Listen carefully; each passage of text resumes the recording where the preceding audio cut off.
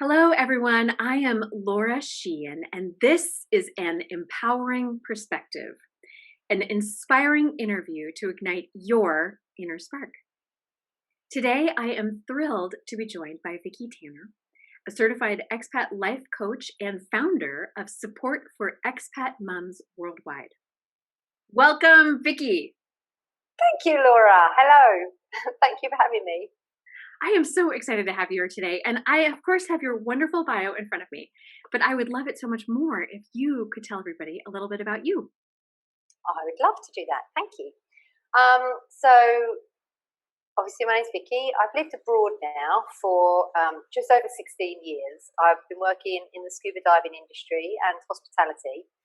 And I had my own wedding planning business as well for a short while when I was living in Thailand. I have a 9-year-old and a 6-year-old. And when they both went off to playgroup and school, respectively, I found myself at a point in my expat life where I wasn't really quite sure what I was doing. And it sounds very blasé, but it wasn't. It was a really tough time for me. I found it really, really hard. I was quite down. I didn't feel like I was contributing anything to my family, even though as a mum, I know we contribute so much. And my husband actually suggested that I should start blogging and just, doing some general things about our life in Bali, which I did. And then I also started a very small children's book club because I felt like expat mums needed a bit more of a social scene, especially with small children. There wasn't a lot going on, and I, for one, wanted to meet more people, and we kind of needed an excuse to do that. It was hard to say, sort of, will you be my friend? Let's go out. So if I created this book club, it was like, oh, we're going to swap books. But it was an excuse for the mums to get together, which is now really thriving. We have an amazing children's book club. It's been going for about 3 years. But in the meantime, while I was blogging and working on setting up the book club, I was doing a little bit of research and I came across coaching, and I thought it sounded brilliant. I absolutely loved the idea of it, and I signed up for an 18-month course, which I did, and I got certified, and then I became accredited by the International Coach Foundation. And here I am today, now setting up my business, supporting expat mums worldwide, because I really, really felt like I needed it on my journey many, many times, and I didn't even know that the support was out there. So that's why I wanted to set this up and try and help others. I love you're talking about setting up the book club and how it was kind of like a mask or a facade, or just an excuse to get together. Yeah. And I still remember when I had my first baby, and you're outside and you've got your baby in the stroller or in the carrier, and you're just desperate for some kind of connection with somebody. And anytime you see anybody else with another baby, you're like, hi, I'm Laura. I've got a baby. You've got a baby. Great. We've got babies. That's right. But the problem that I found was when I lived in Thailand, everywhere I went, every restaurant, every cafe, I always knew someone. It was so small that I knew someone everywhere. And we'd also lived there a long time. When I came to Bali, that was different. And I'd meet these mums at school or a playgroup or something, and we'd swap numbers, but then you had to actually phone them and say, hey, I met you the other day. Should we go out again? And it's really daunting. It's kind of a little bit embarrassing, and I didn't want to do that. So that's where the idea came up for, let's start a group that was an actual reason for meeting, and one that was going to happen regularly, so that no matter what happened, people knew that on this day at this time they could meet and have someone to talk to and socialise with. So important to have that set date and no, like, and I know you know that. Yeah. And no long-term commitment. Like, you don't have to RSVP a month in advance. No. Just if you can come. Yeah. And if you can't, okay, maybe we'll see you next month. That's right. And if you want to go in and stop for 5 minutes and leave again, get books and go, or stay for longer, then that's okay too. right, whatever you need in that moment on Yep, that day. yep. So then tell us more about the support for expat moms worldwide. And I remember a great story that you told me that kind of inspired this idea, but I can't wait to hear more about the foundations of this great group. So, well, as I say, I always wanted to support expat mums. It was something that was very close to my heart because I'd experienced it myself. And when I started to sort of look into it a little bit, I found that a lot of the expat mums groups were very specific to a location, and it was a lot about what you can do in that location, where you can go, where you can buy things, who you can meet. There wasn't anything about I couldn't find at least anything about generally being an expat mum overall and the emotional turmoil of being an expat mum and experiences and other women to connect with. So that's why I wanted to start my own group, because it focuses more on expat mums in general and the emotional and social struggles that we have raising children abroad away from our family and our friends back home. I mean, it doesn't matter how close you are with those family, you're always going to have trouble talking to them about it because there's quite a lot of judgment, I think, from our friends and family back home. They think that life's amazing and wonderful and you live on a beach or you live here, you live there, you've got a nanny, you've got a driver or whatever the case may be. But there's so much more to it than that. And I found that if I wanted to be able to start this group so that the people in it had a place to really talk about their life, their expat life, parenting with other women that understand them and know what they're going through, so that, I don't know, so that they could sort of try and find ways of being more confident in their life, so that they felt confident parenting, and so that they felt confident socializing and being themselves and finding new friends, and just get general support from other like-minded women. You're so right. I'm as you're talking, all of these memories are kind of flipping through my mind about times when I was kind of caught off guard by how people at home, my friends and my family, were responding or not responding in some cases to, Yeah, right, to how things were going in our lives. And it's been interesting to me because I found myself in a lot of ways closing off or shutting down mm, to or with the people that are back at home because there is such a big gap between our sets of experiences. yeah, And I do feel so much more comfortable, at least at this point in my life, being around and with and talking to other expats who have their kids in, the international schools mm-hmm, that are able to travel regionally because it's affordable because here we are in this, place and time and yeah, it's not having to go halfway around the world to, go to a really great destination nearby. Um, but also just the communication in general between, you know, that distance, the time zones even can yeah. yeah. That's another really good point. The time zones make it very difficult as well because sometimes, something happens abroad, the amount of power cuts that I've had. And I mean, I've had power cuts before. My husband travels a lot. I've had power cuts and stuff in the middle of the night. There's a massive thunderstorm. Both the kids are awake. We're boiling. They're complaining they're getting eaten by mosquitoes. So I'm grabbing them both, getting them in the car at 1 o'clock in the morning and driving around the streets in this massive thunderstorm just so that they aren't roasting hot and getting eaten by mosquitoes. And I know that there are women out there that get me, that know what it's like to experience things like that. And when I tell family at home, they just sort of laugh and go, oh, life abroad. Anyway, moving on. So it's nice to be able to actually talk about certain things with other women that know sort of what you're experiencing and what you're going through. And really, ultimately, what you're talking about is community and how typically, if we weren't moving around as much as we were, our community would be the friends that we've had forever and a day back at home and our Right. family. And we leave that community and have to create a new one Yep. overseas.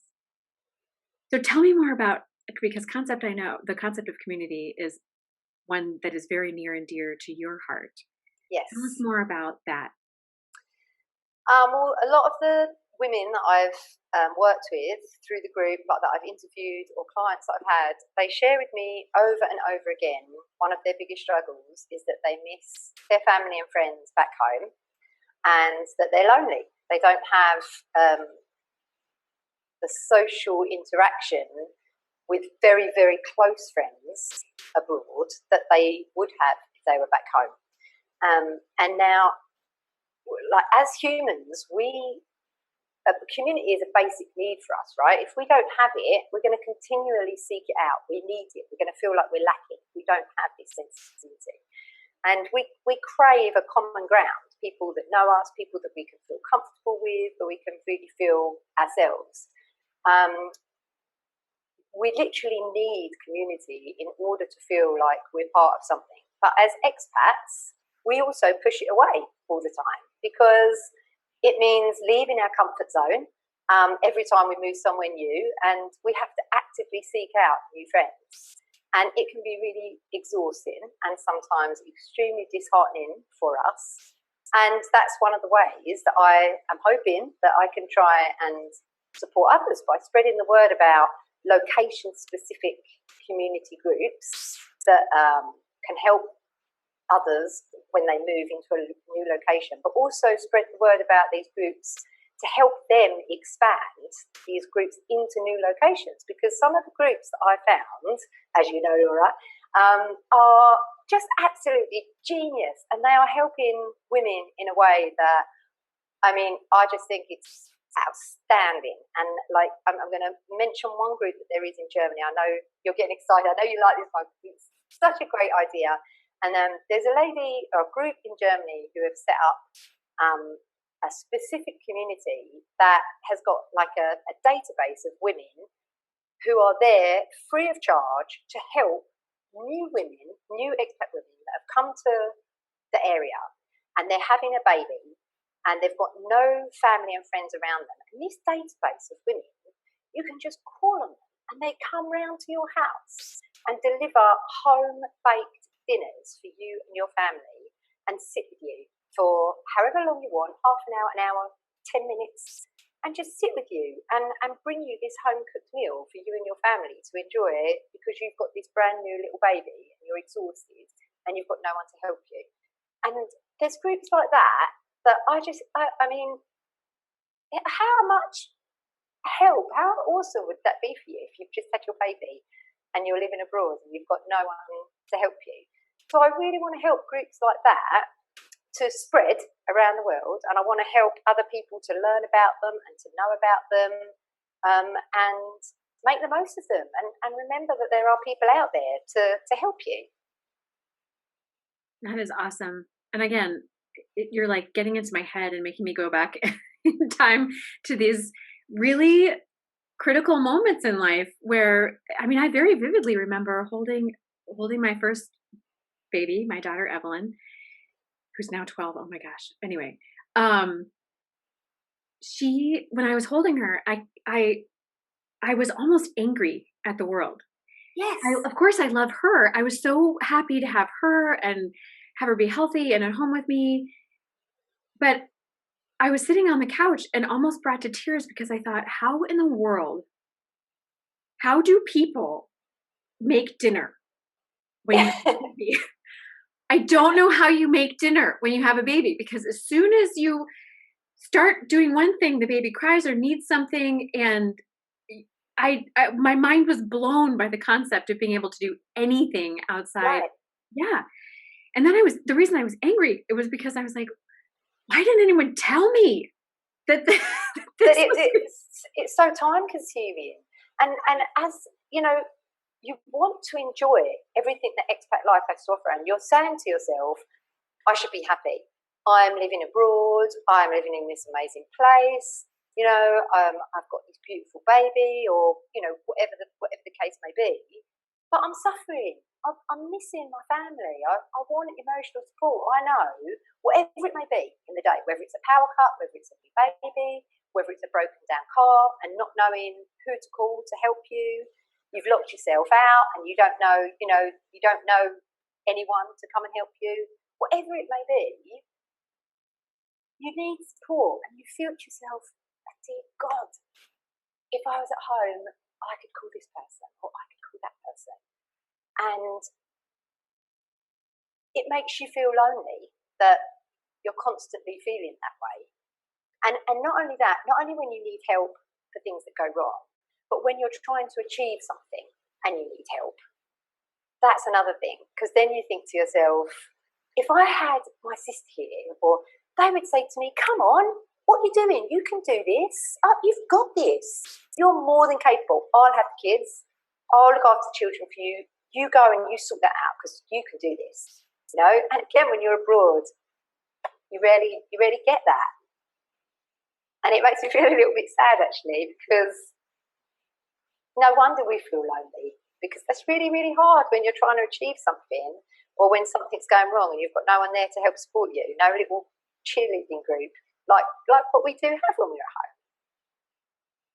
And that's a really interesting point. So earlier this week, a friend of mine, and she also just moved again, and she has two kids, and they're just like you were mentioning before. When for you, one of your big shifts came when your kids were old enough to go off to school, and then all of a sudden, you have all this time, and you should be doing something with this time. You think, but they still get sick, and so it's this weird balance between I've got all this time, but do I really, and can I fully commit to something else? Or you've hit the nail on the head. Absolutely.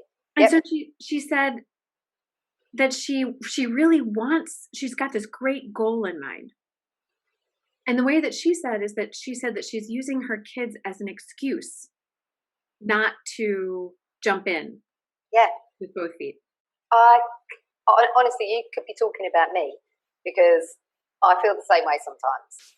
You wonder whether you're using your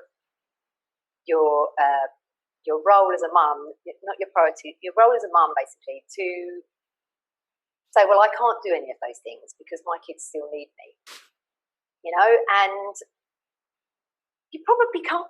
You can, but it's just going to take longer. That's the thing. You can do it. You really, really can. You have got everything you need to do it.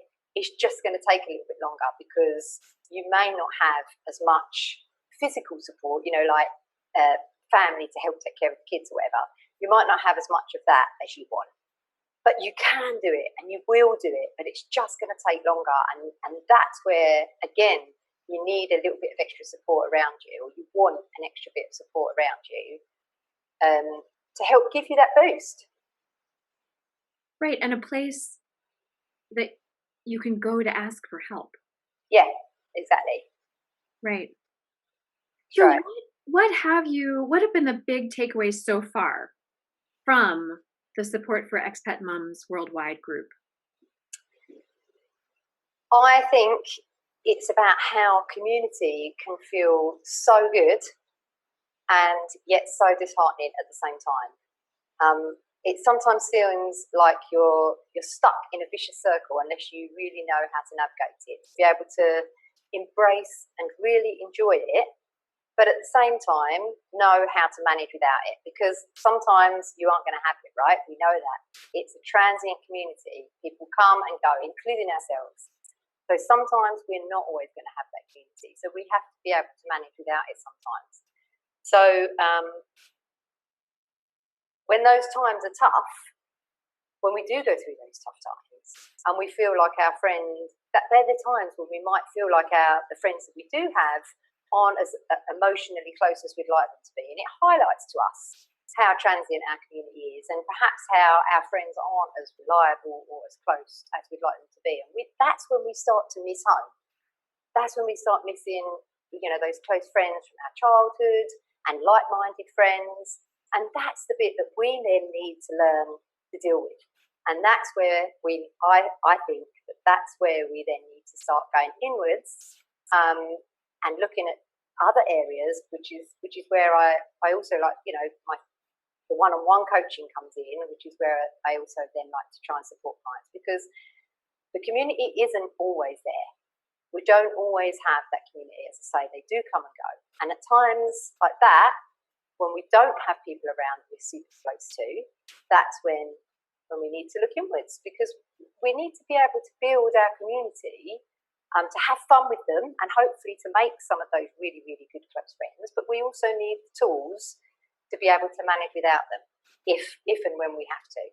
And I think what I've learned from my clients and the women within the group is that when you start to address both missing home and wanting to find new friends, there are so many more layers to it. And you open up a whole new world of personal growth, and hope and excitement about what living abroad could really, really look like. And it's a chance to make sure that this expat life is totally worth it, that you're doing, that it's really worth being away from your family for. And I think that coaches, you, I, and all these community groups that I'm talking about, they can really, really support you in doing that. What are some of the tools that you talk about with your group to help, especially, I mean, I guess I get stuck most with those times of transition, like always in my last year of an assignment overseas, I feel myself not making the effort anymore to make new friends, Yeah, because I'm like, oh, well, I'm leaving in a year. So, yeah, or I'm leaving in 6 months, or I'm leaving, whatever that is. I start pulling back really early. yeah, So what are some of the tools that you recommend yeah. people? Well, I mean, in your case, I think that's your choice. You're doing, the fact that you're aware of it is the first hurdle. You're doing it, you're choosing to do it, and perhaps that is your tool. That's how you manage it, right? That is your tool. But Touche. for other people that aren't aware of it, some tools are like, for example, they want to make more friends, but they don't feel comfortable doing it. They don't want to put themselves out there, and that they need to then learn to be a little bit more confident about themselves. Find out what their values are, what's really important to them. Why do they do the things they do? Why do they behave the way they do? Why do they make the decisions that they do? You've got nothing to be unconfident about. You're an amazing person. You've got so much to offer. So you could be comfortable no matter who you're with, but you just need to learn a little bit more about yourself and be more self-aware, to make yourself feel confident. Or perhaps they don't feel confident in their parenting. They're constantly thinking, oh God, I wish mum was here to help me. Because another thing, which I know we've talked about this before, is that when you live abroad, you don't have the sameness. When you're at home, you've got your family, your friends, the same community that you've grown up in, and you usually sort of tend to bring up our children sort of within reason, roughly the same. But when you're living abroad, there are different cultures, there are different religions, there are different ways of life entirely, and we're constantly doubting whether we're doing it right. At home, your mum, your sister, your in-laws, your cousins, they might, usually the feeding, the sleeping is kind of the same. Whereas, in Asia, for example, the sleeping patterns are completely different. What we feed our children is completely different. The way we do things is so different. So we often doubt the way that's right. So then I would say a tool that you need is to be confident in your parenting and to really take a close look at, again, why you parent the way you do. What are your values? What's important to you? It's about being confident in yourself and in your parenting. And again, some other people, they might say, I don't have time. I don't have time to do anything. I don't have time to be a great mum and to start my business. I don't have time to socialise and look after my kids. But then, another tool that you need to have is to perhaps work on time management, or to have a change of mindset about looking at ways to new ways that you haven't maybe thought of yet to get support. There are ways out there. Other people are suggesting ways to you that you're not comfortable with, but there is a way that you are comfortable with. We just haven't found it yet. And it's things like that, that they're the tools that you need to look deeper into that will help solve these problems about missing home and finding new friends. I firmly believe it. Well, I love how one of your approaches was creating your own fig leaf, essentially. You're like, it's a book club. Right. Exactly. That's exactly it. Yeah, I didn't want to go out and say to people, hey, I'm new here, be my friend. So that's what I did. I was like, right, what can I do? How am I going to get around this? I need to meet new people. I need to make friends. I want to have something to do. I need a goal. I need a mission. I'm fed up of sitting at home, doing the same old thing all the time. How am I going to solve this problem? And that's what I did, yeah. Awesome. Well, is there any particular guidance or advice that you would like to give to our audience today? I think we need to be able to enjoy our community for what it is. Laid back, fun times, amazing times with new people, with friends. Maybe it's just someone to walk the dog with or people we go to work with. But if you want to really thrive while living away from your home country, you have to be aware of the tough times, really, really aware of the tough times and aware that they're making you miss home more.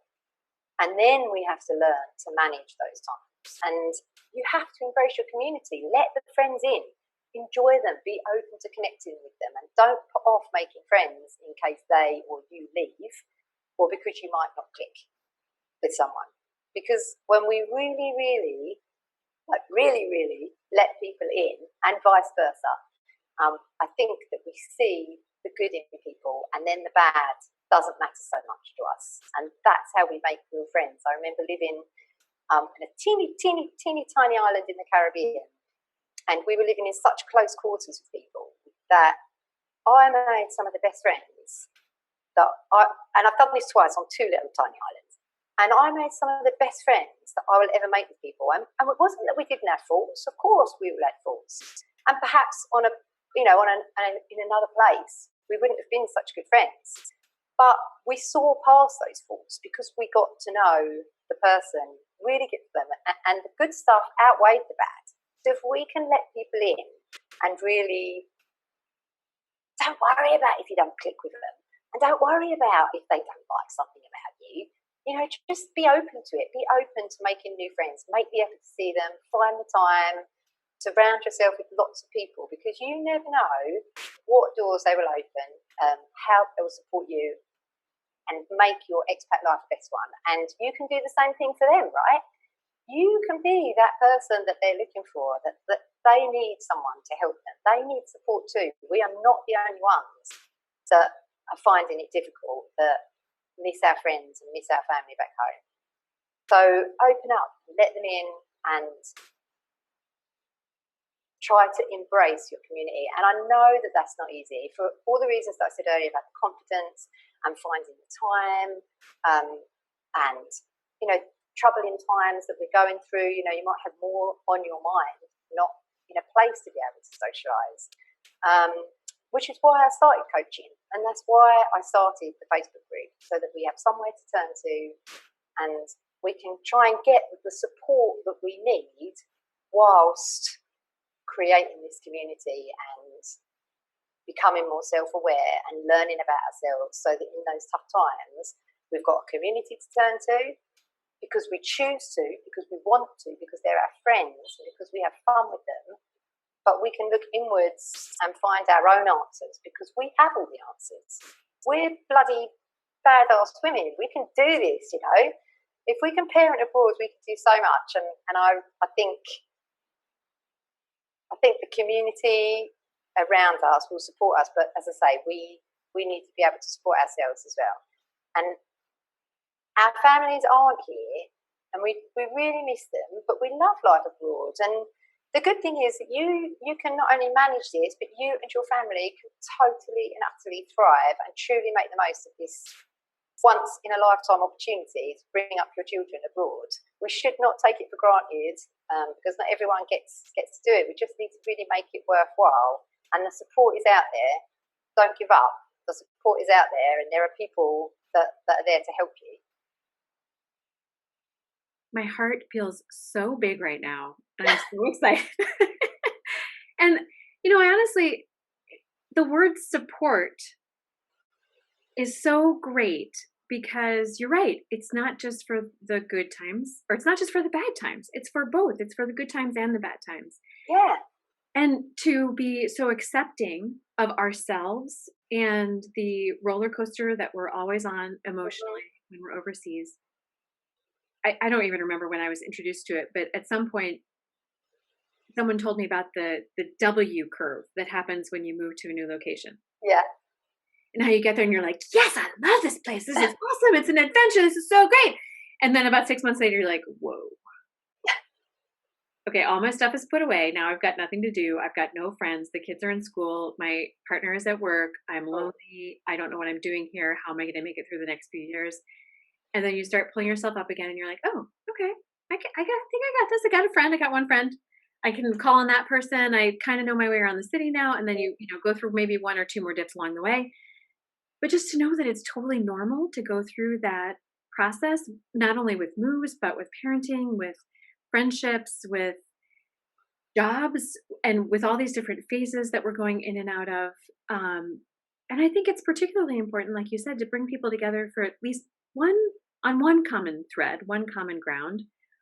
And support for expat moms worldwide is right there. Two common grounds, moms who are expats. And that, I think, is just going to be such a strong bond to bring people together and help lift each other up. It's awesome. Yeah, I really hope so. I really do, because you hit the nail on the head there when you said there's ups and downs, and in the ups, we want to have that community around us. That's what we build it for, so that we've got amazing friends to enjoy it with, so that we can meet new people.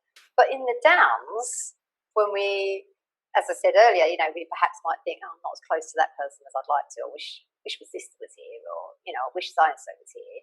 They're the times when we need to be able to manage ourselves. I always thought as well that as a coach, it wasn't just about, I don't want people to constantly have to come in, I like people to come and see me, or I'd love to, loads, thousands of clients.